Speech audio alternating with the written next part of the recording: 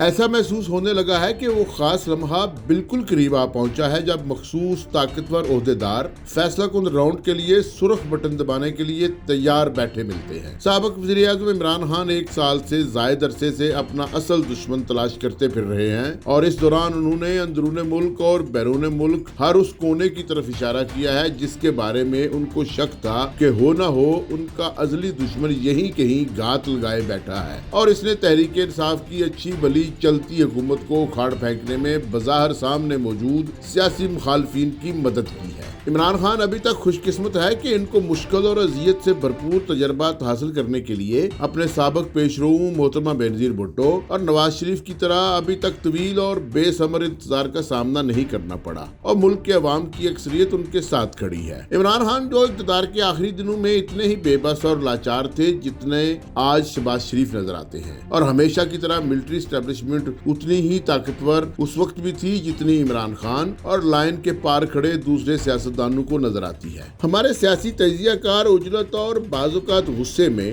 ملک کی عدلیہ پر برسنا شروع ہو جاتے ہیں، اور ایسا محسوس ہوتا ہے کہ اس ملک کو ہمیشہ سے لاحق بہت سے مسائل کی کلیدی ذمہ دار صرف عدلیہ ہے، لیکن شاید کسی ریاست کے اہم ترین عہدیداروں کو پرکھنے کا یہ مناسب اور بہتر نتیجہ خیز طریقہ نہیں۔ ہماری سیاسی تاریخ کے کھردرے راستے پر کئی مرتبہ ایسے موڑ آئے ہیں کہ تمام اہم ترین ادارے بشمول ملکی افواج، عدلیہ، بیوروکریسی اور سیاستدان کسی نہ کسی مقام پر مورد الزام ٹھہرائے جا سکتے ہیں، لیکن ملکوں کی تاریخ میں ایسا ہوتا آیا ہے اور شاید آگے بھی ہوتا رہے گا۔ ہمارے ہاں جو سب سے بڑا المیہ ہے یا جس کو ہمیشہ مشکل حالات میں نظر انداز کر دیا جاتا ہے وہ ہے بے لوث ایمانداری اور وہ شفافیت جو اب ہمارے سماج اور ریاست کے تقریباً سبھی گوشوں سے ختم ہوتی جا رہی ہے۔ مشکل حالات میں ریاست کے تمام بڑے سٹیک ہولڈرز نے محض اپنے ساتھی تلاش کرنے اور اپنے آپ کو مضبوط بنانے کی طرف ہی توجہ مبذول رکھی ہے، چاہے اس میں ملک و قوم کو مستقبل میں کتنا ہی بڑا نقصان نہ اٹھانا پڑے۔ ہم فوری اور سود مند اتحادوں اور سودوں میں ہی مشغول رہے ہیں۔ مثال کے طور پر سپریم کورٹ کے سابق چیف جسٹس افتخار چودھری کے پاس زبردست موقع تھا کہ عدلیہ بحالی میں کامیابی کے بعد وہ عدلیہ کا چہرہ ہمیشہ کے لیے صاف بنانے کی کوشش کرتے اور مہم جوؤں کا راستہ ہمیشہ کے لیے روک دیتے، لیکن جسٹس چودھری بھی اپنی طاقت اور ذات سے محبت کے چکر میں پھنس کر رہ گئے،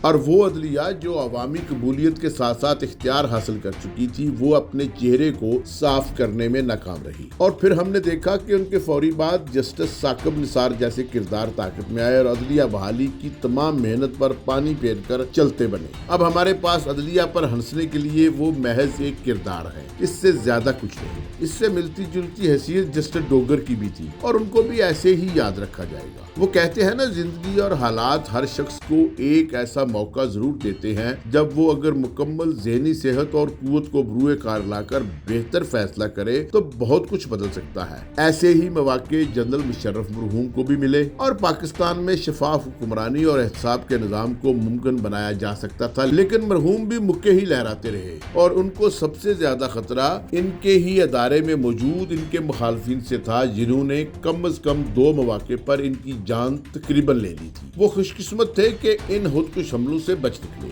ایسے ہی شاندار مواقع سابق وزیر اعظم نواز شریف، سابق صدر آصف علی زرداری، سابق army chief general Qamar Javed Bajwa اور سابق وزیر اعظم عمران خان کو بھی حاصل ہوئے، لیکن جب تک یہ کردار اقتدار میں موجود رہے بظاہر ایسے نظر آتا تھا کہ وہ کامل اختیار کے حامل ہیں اور شاید اپنی نظر میں کامیاب بھی، لیکن جیسے ہی ان کو باہر نکلنا پڑا تو ان پر ہزار طرح کے سوالات اٹھائے گئے۔ ایک تبدیلی یا نئی روایت کو البتہ اب مد نظر رکھنے کی ضرورت ہے کہ ہمارے ذرائع ابلاغ، عوام اور دوسرے اداروں میں سوالات اٹھانے کی ٹائمنگ تیزی کے ساتھ بدل رہی ہے، اور خاص طور پر ایسے ریاستی اداروں اور عہدیداروں پر سوالات اٹھانے کی نئی روایت سامنے آ رہی ہے جن کے بارے میں سوالات تو اٹھائے جاتے لیکن ان کی عہدے سے سبکدوشی کے بعد۔ اب ایسا نہیں رہا، اور یہ کوئی خلاف قانون بات یا روایت بھی نہیں۔ کسی بھی جمہوری ریاست میں ہر وہ عہدیدار جواب دہ ہوتا ہے جس کو ریاست ذمہ داری سونپتی ہے۔ موجودہ حکومت اور آنے والی حکومتوں کے بارے میں اہم ترین معاملات ریاستی عدالتوں اور عوامی عدالتوں میں زیر سماعت ہیں،